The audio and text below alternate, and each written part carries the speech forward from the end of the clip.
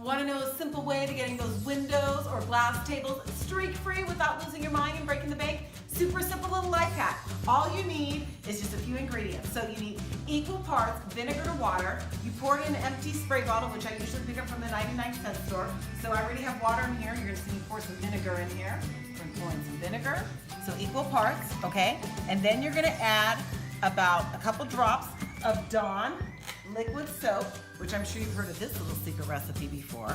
So about a teaspoon, and then add a little bit of rubbing alcohol in there. And I would say about a tablespoon to 3 tablespoons in there, and then shake it up.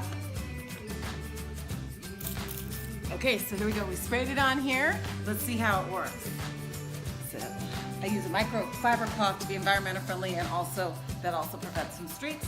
And there you go. Voila, streak free.